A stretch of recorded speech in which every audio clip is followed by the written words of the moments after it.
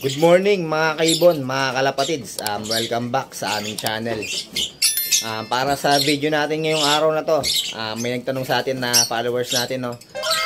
Shoutout kay Sir Prince Elmido Huatas.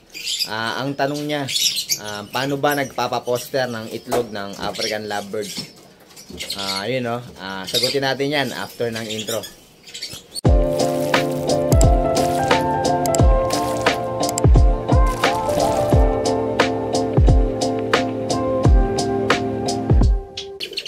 So guys, paano ba ako magpa-poster ng mga itlog ng mga alaga nating lovebirds?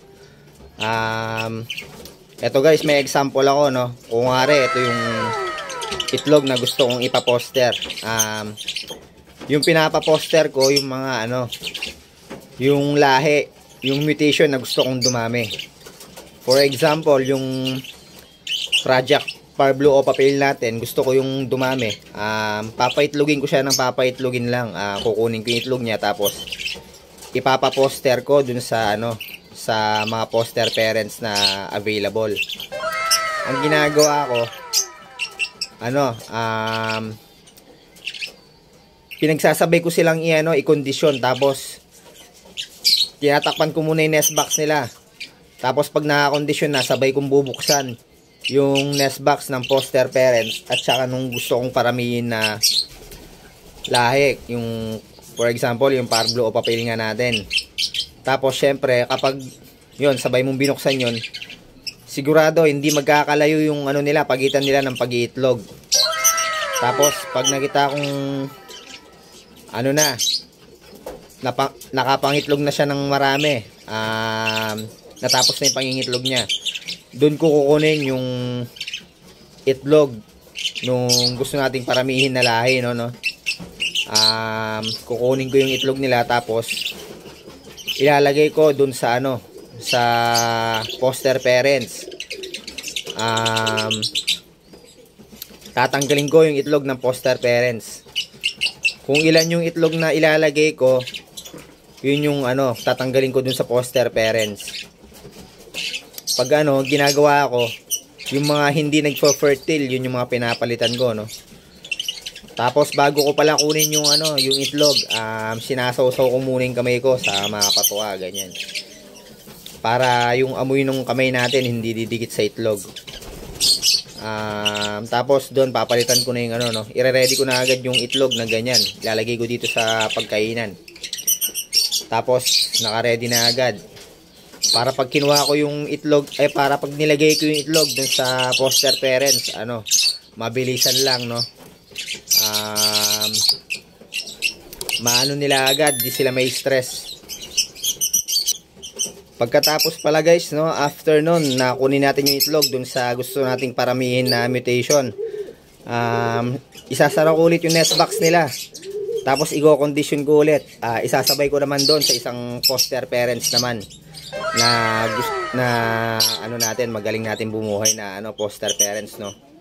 Tapos ganun din ulit ang gagawin ko.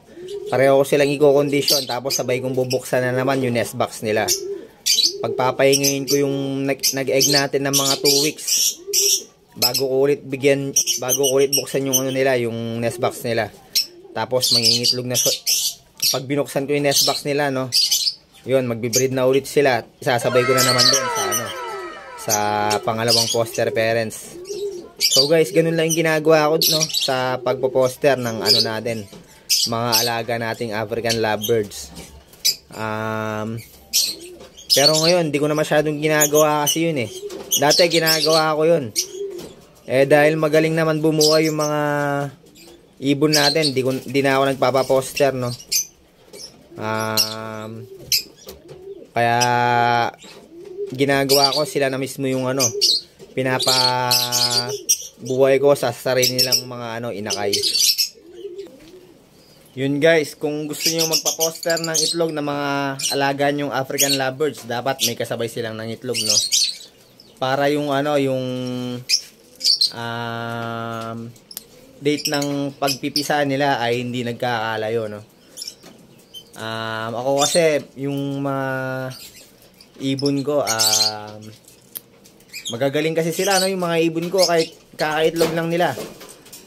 Basta binigyan ko sila ng mga egg na malapit na mapisa, binubuhay din nila, no? Yun, depende na lang talaga sa ibon yan, guys. Pero kung ano, itry nyo kung magaling talaga yung ibon nyo.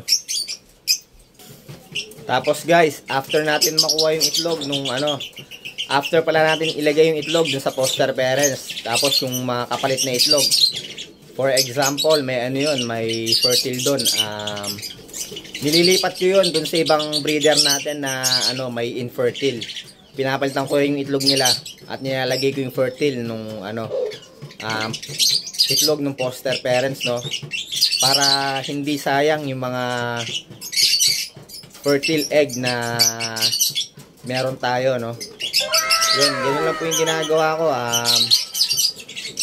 Yun, pag nagbibigay sa atin si Sir Lopez ng ano, ng mga itlog, nilalagay natin sa mga ano natin, foster parents natin. Meron ako ditong dalawang foster parents na napakagaling nilang bumuhay talaga ng mga inakay. Yung isa kasing foster parents ko, ano na nai-out ko na. Yun, wala na dito, no? Pero napakagaling din bumuhay nun.